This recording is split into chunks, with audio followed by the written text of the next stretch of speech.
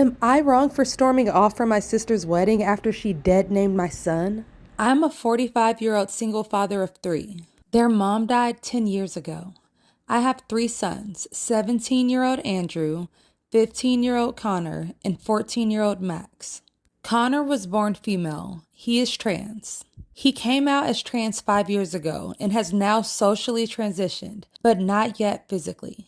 My sister, 38 female, just got married. Me and my sons were also invited. My family has known that Connor is trans for 2 years now. Some have adjusted well, some not so much. My sister is pretty indifferent about it. Her wedding was really super well organized to the last detail. She wanted all the men to wear a shirt and tie and then women in sundresses. I texted her a picture of our outfits the day before the wedding and she replied back, "Where's Nia's dress?" I was a bit surprised and I told her not to dead-name my son and that he'll be wearing a shirt and tie like the rest of the men. And if she wasn't okay with that, then we wouldn't be coming. She said fine, and that was it. So, after the wedding at the reception, my sister got mad that Connor was wearing a tie, but she didn't say much after that. However, when we went to sit down at our table, there was a place card with the name Nia on it. I went to my sister and she said that she used her real name. I told her that me and the boys are leaving, and she told me, "Don't you dare cause a scene at my wedding. Nia can be a guy any other day."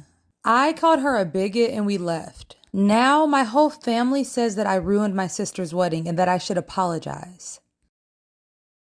Am I wrong for having high expectations for my bachelorette party? I, 25 female, am getting married to my wonderful fiance, 31 male, this fall. A week ago, I had a bachelorette party. While most girls dream of their weddings, I dreamt about my bachelorette weekend. I put a lot of planning into this weekend and made a lot of phone calls, reservations, and everything. From Thursday night to Sunday morning, me and 25 of my closest girlfriends rented a house. From the start, it was a disaster. I had told my girls to get to the house early on Thursday so that they could decorate and set up before I got there. Well, I got to the house at 3 and they weren't done decorating, so that bummed me out because I wanted that wow moment when I came in and saw the setup. I felt robbed, but we still managed to have a decent first night. Friday, I woke everyone up at 7 a.m. to make breakfast and get ready because we had a packed day. Vineyards, boat, lunch, happy hour drinks, then dinner in the clubs. I was getting shaded on all afternoon because people said they were being rushed from place to place and had to carry changes of clothes all day, but we only had a limited time in this city and I wanted to make the most of it. Saturday was the worst.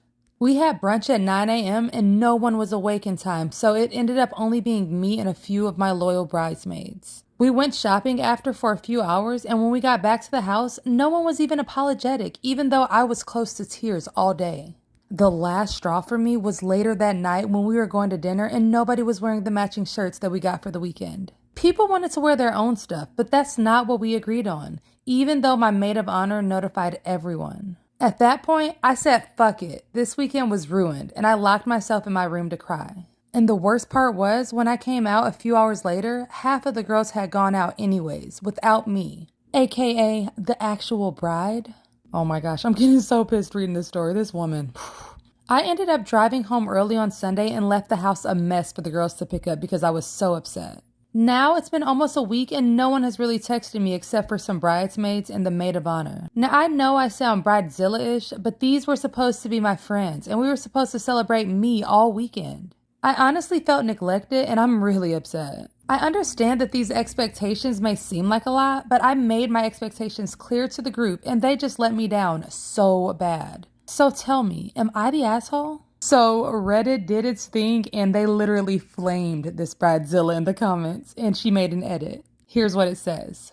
Well, I'm clearly the asshole. I've decided to apologize for wanting one weekend to be about me. Now I need to rethink my friend group and make some changes to the wedding invite list. So thanks for your help. Looks like this girl just lost a bunch of friends. Who would want to go to her wedding anyways? Am I the asshole for changing all the locks in my house without letting my mom know? When I, 23 male, was 15, my dad died. My mom, 45, didn't wait too long to start over and move her new partner in just 2 months later. They weren't married, so my dad left everything to me and not even a dime to her. My dad's will was so structured that she couldn't challenge it. But she still attempted to ask me to pass over one of my properties to her so that my new dad could feel welcome. I couldn't even if I wanted to, because my dad's will has specified that I must be 21 to have access to anything that he left to me. This dude had kids, 10 male and 11 female, and my mom prioritized them to keep him happy. I mean, she wasn't neglectful or abusive, but she tended to favor them. Like, they went on trips, and even though she didn't tell me not to go, she'd say something along the lines of, "Wouldn't you like to go to your grandparents better?"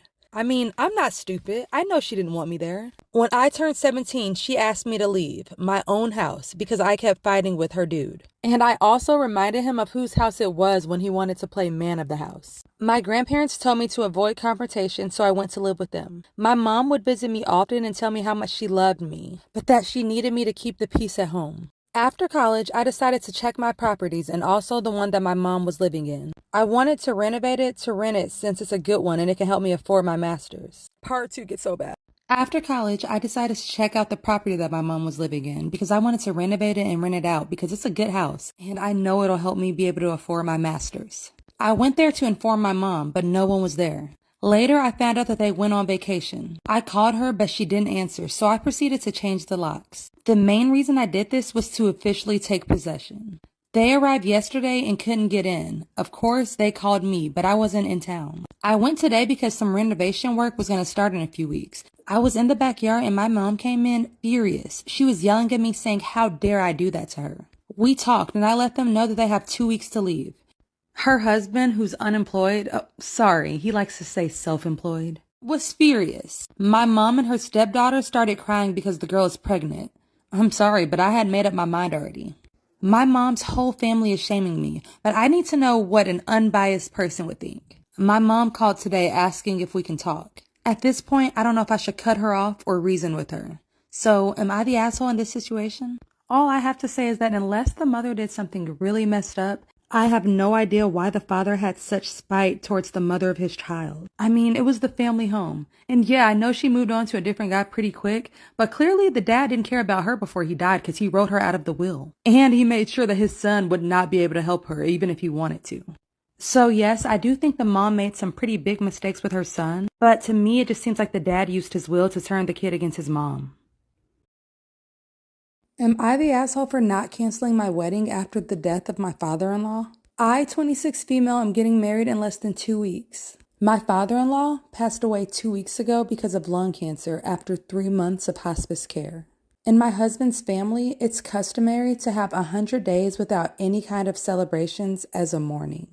My in-laws are pushing me to call off the wedding since they claim it would violate the mourning period. And they said it would be highly inappropriate and disrespectful to have a wedding less than a month after he passed. I refused. The plane tickets of many of the guests have been booked months ago. Many of my guests are flying abroad, 10-hour flight roughly. The venue and catering have already been paid for. Although the passing of my father-in-law is extremely painful, I do not believe that it's okay to call off the whole wedding. My parents fully support my decision, and my fiance partly wants to go on with the wedding. All of my sibling-in-laws are calling me an asshole, and all of them and their children are refusing to attend the wedding. I feel really bad for my husband because he's going to be almost alone since his siblings are most of his guests. But planning this wedding has taken many months and resources from both of our families. We knew that my father-in-law was going to pass soon, but we definitely thought that we were going to have more time. So when we planned the wedding, we didn't take into account how much longer he had to live. Now that my fiance's siblings are taking it so hard, he's heavily conflicted. But I really don't want to cancel my big day. So am I the asshole? If you really have to ask a question like this on the internet, then you really have something wrong with you. The only person whose opinion should matter is her fiance. And if he's not okay with having the wedding right after his dad passed, then she needs to be okay with that. Just let me know in the comments, what do you guys think about this one? Because I'm kind of triggered. Am I the asshole for calling my classmate a dumbass for quote unquote saving goldfish by releasing them into the ocean? My classmate recently made a TikTok and she showed a group of people at lunchtime the video. They were next to our table, so I overheard the girl say, "Hey guys, come check out the video that I made on TikTok." And oh my gosh, guys, in the video, she explains how she rescued goldfish from the pet store and then released them in the ocean so that they can live free. I was horrified when I heard her say that. I love fish and I have several aquariums, so I'm pretty sure I know a thing or two about them. I ended up walking over and asked her to show me the video, and when I saw it, I facepalmed. She asked me why, and I said, "You realize you're actually a dumbass, right? This is one of the dumbest things that I've ever seen." Her friend looks at me and says, "Well, that's rude. Why would you say that? Because she cares?" To which I had to explain to the girl that the goldfish are freshwater fish. They can't survive in the ocean because it's salt water, so all of those goldfish were dead within minutes. They basically choked to death as the salt filled up their gills. Lastly, you never release animals into the wild. There are goldfish that are destroying our rivers and lakes because of dumbasses like her. They all said that I'm a bully and then they walk away.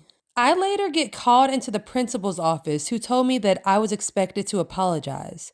I said, heck no. I stand by what I said. I am sick and tired of ignorant people destroying the environment. They ended up calling my parents and I got sent home, and my parents were pissed that I refused to apologize. And now I might get suspended over some dumb girl that killed a bunch of goldfish. How am I the asshole here?